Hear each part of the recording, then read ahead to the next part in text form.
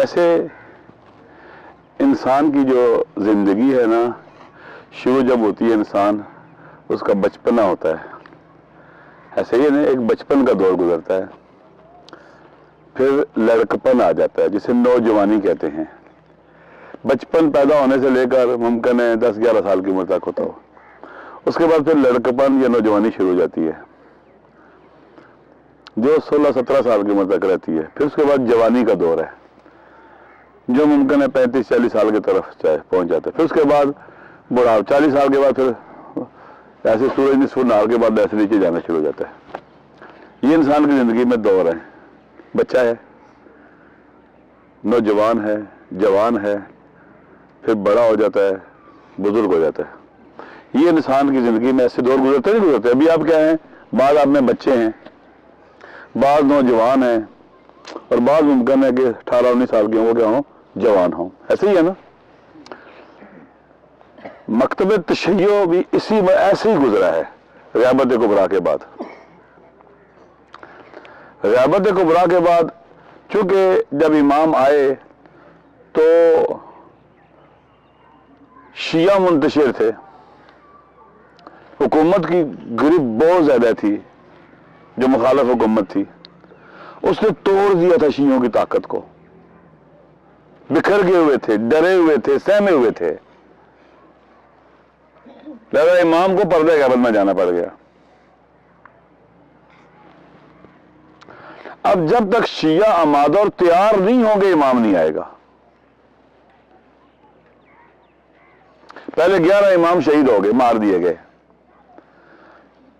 تو شیعوں کا امام کی غیبت کے بعد ایک دور شیعوں کا بچپنے کا دور تھا، جس میں ان کا اپنے علماء سے جو رابطہ تھا، یہ عالم کو محدث کہتے تھے اور اسے امام کی بات سنتے تھے۔ ٹھیک ہے، یہ ایک محدث کے ساتھ شیعہ قوم کا تعلق تھا۔ تھوڑا سا اور آگے بڑھے تو پھر ان کا تعلق، وہ محدث مجتہد ہو گیا اور یہ اس سے سوال کرنے والے ہو گئے کہ ہم سوال کریں گے، ہمارے سوالوں کا جواب دے گا وہ قرآن اور سنت کی روشنی میں۔ اب اس کو محدث کی نگاہ سے نہیں دیکھتے کہ حدیث سنائے ہمیں، اب اس کو دیکھتے ہیں کہ ہمیں ہمارے مسائل کا جواب دے، حل نکال کے لے آئے۔ یہ دوسرا مرحلہ تھا جو کئی صدیاں ہم نے گزارا، پہلا مرحلہ بھی اسی طرح سے تھا۔ تیسرا مرحلہ کون سا جس میں ہم داخل ہوئے ہیں، وہ ہے امامت کا دور، ولی فقیہ کا دور۔ اب ہمارا جو ولی فقیہ کے ساتھ رشتہ ہے، ایک مجتہد کے ساتھ رشتہ نہیں ہے، ایک راہبر کے ساتھ رشتہ ہے۔ وہ تعلق جو ایک فقیہ والا تھا، تقلید اور مقلد والا، اس سے اوپر ہم آ گئے ہیں، ایک قائد کے ساتھ، ایک لیڈر کے ساتھ، ایک پیشوا کے ساتھ تعلق، اس کی اطاعت کرنی ہے، اس کا ساتھ دینا ہے، سیاسی اجتماعی ہر لحاظ سے جامع زندگی کو قرآن اور سنت کے مطابق ڈھالنے میں یہ تیاری تھی۔ بچپنا گزرا، جوانی گزری، نوجوانی گزری، اب جوانی میں آ گئے ہم لوگ۔ مکتب تشیع اپنی جوانی کے مرحلے سے ابھی گزر رہا ہے، آمادہ اور تیار ہو رہا ہے کہ اس امام کا ساتھ دینے کے لیے جو پردہ غیبت میں ہے، آزمایا جا رہا ہے، آزمائش سے گزر رہا ہے اس وقت تشیع۔ کس امام کی اطاعت کیسے کرنی ہے، اطاعت کے سختیوں میں اطاعت، مشکلات میں اطاعت، جنگوں میں اطاعت، خون دے رہے ہیں اطاعت کر رہے ہیں، سختیاں جھیل رہے ہیں اطاعت کر رہے ہیں لیڈر کی اور رہبر کی۔ اس وقت کے شیعہ اس طرح سے آمادہ اور تیار نہیں تھے جب امام آئے تھے، تو ایسے خون دینے کے لیے، ایسے جان دینے والے جوان موجود نہیں تھے جتنے آج تربیت پائے امام خمینی کی جدوجہد اور انقلاب کے نتیجے میں۔ دیکھیں ہمارا امام خمینی کے ساتھ تعلق، رابر کے ساتھ تعلق ایک مقلد اور مقلد والا تعلق نہیں ہے، ایک لیڈر، ایک قائد اور ایک پیشوا کے ساتھ ہمارا تعلق ہے، جو ایک امام کے ساتھ تعلق ہونا چاہیے ویسا تعلق ہے، ویسا رشتہ ہے ان کے ساتھ۔ ہم ایک طول تاریخ میں بڑھتے بڑھتے ایک اہم مرحلے میں داخل ہو چکے ہوئے ہیں۔ آج یمن میں رابر کی اطاعت ہے، لبنان میں اطاعت ہے، بحرین میں ہے، سرزمین حجاز میں ہے، سیریا میں ہے، عراق میں ہے، ایران میں ہے، یہاں پر ہے۔ پہلے کی طرح نہیں ہے اب یہ بھی ہزاروں لوگ ہیں جو رابر کے اشارے پر جان دینے والے ہیں اس وطن میں بھی۔ تو ہم ایک نوجوانی سے گزر کر جوانی کے مرحلے میں داخل ہو رہے ہیں۔ اگر قائد شہید زندہ ہوتے شاید اجامات بہت اور بہتر حالت میں ہوتے۔ یہ بہت عام ہے کہ امام کے ساتھ ہمارا تعلق محدث والا نہیں ہوگا، مقلد والا نہیں ہوگا۔ جب امام آئیں گے تو ایک امام کے ساتھ ہمارا تعلق ہوگا، ہم اس کی نقش قدم پر چلنے والی قوم اور ملت ٹھہریں گے۔ اور پھر جب ان کے ساتھ تعلق ہے اس کے بھی درجات اور مراتب ہیں۔